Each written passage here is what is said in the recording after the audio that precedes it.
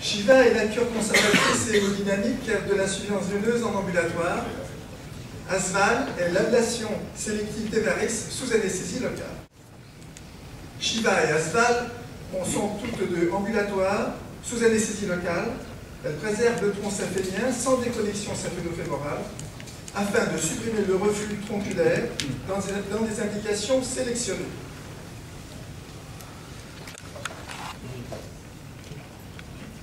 Les critères de déconnexion ou d'ablation des varices sans toucher à la jonction saphéno-fémorale malgré un reflux saphénien sont beaucoup plus précis et exigeants pour Shiva que pour Asval. Shiva sélectionne les shunts 2 et 3 de la classification Shiva, à savoir pas de réentrée tronculaire intermédiaire, ni autre point de fuite,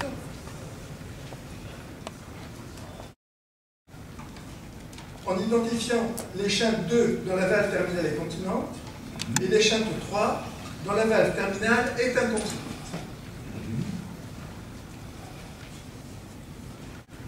Asval n'identifie pas ces shunts, pas plus que les perforantes tronculaires et les autres points de fuite, ou encore la continence de la valve terminale.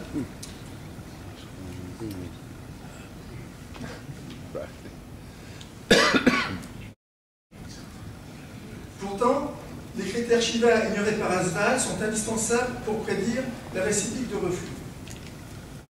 Pour preuve, cette étude de Zamboni actuellement sous presse dans le BJS et qui démontre à 3 ans, après suppression du reflux saphénien par la seule déconnexion des varices, il a noté 82% de récidive, dont 71% par reflux après déconnexion des shunts 3. Et 14% de récidive, dont 3% seulement par reflux après déconnexion des shunts 2.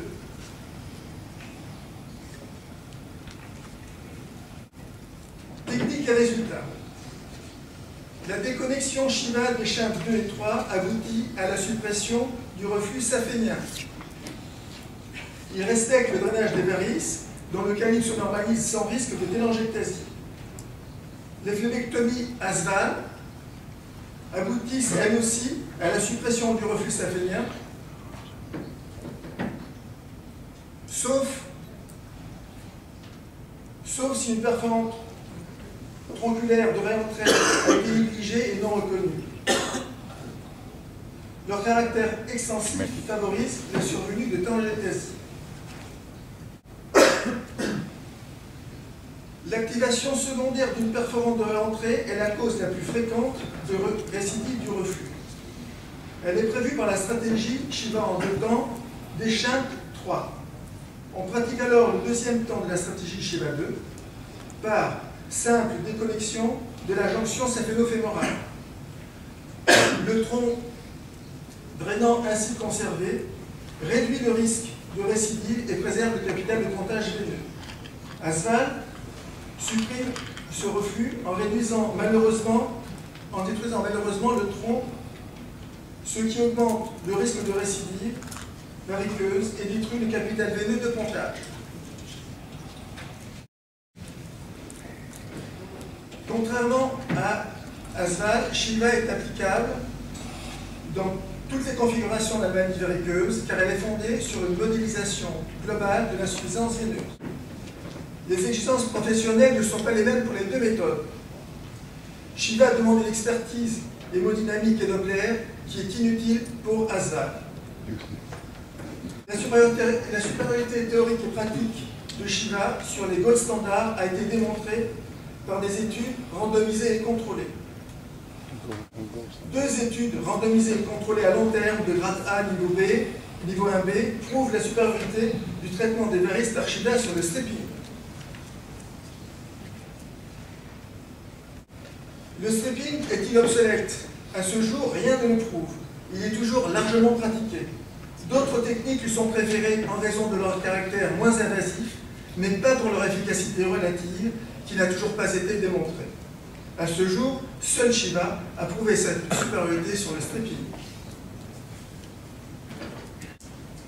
Ken Meyer s'est bien souligné que les promoteurs des méthodes endoveineuses ne sauraient rejeter les RCT pour une prétendue obsolescence des techniques, mais ferait bien d'en prendre exemple s'ils veulent défendre scientifiquement leur propre méthode.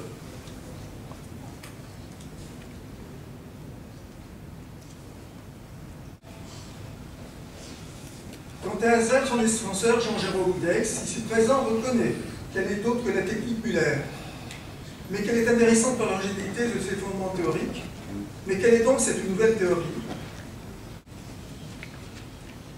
Selon son promoteur, la théorie Asval repose sur un effet aspiratif du réservoir variceux, mais ce qui est en contradiction irrévocable avec les lois de la physique telles que nous les connaissons aujourd'hui. C'est aussi une décoaptation valvulaire secondaire à la dilatation, mais qui est contredite par le Doppler quotidien qui montre exceptionnellement des dilatations sans reflux, mais fréquemment des reflux sans dilatation, comme le confirme clairement la récente étude longitudinale de l'évolution variceuse rapportée par Schütz dans Phlébologie sur 740 enfants de l'âge de 10 ans jusqu'à l'âge de 20 ans. Asval, l'élimination du reflux n'est pas une nouveauté à Asval, car ce phénomène est démontré par Shiva depuis 20 ans. Asval n'est donc pas une innovation. Asval n'est rien d'autre que la technique de Robert Müller, vieille de 50 ans, et qui n'obtient son objectif de suppression du reflux que quand, par chance, elle est appliquée aux chambres 2 et 3, décrits par Shiva il y a 20 ans. Tant que les autres méthodes ne seront pas sérieusement prouvées égales ou supérieures à Shiva, il n'existe plus aujourd'hui d'excuse scientifique ou professionnelle pour ne pas en tenir compte. D'autant qu'elle est peu invasive et préserve le capital veineux, dont le besoin va encore grandir avec le vieillissement de la population.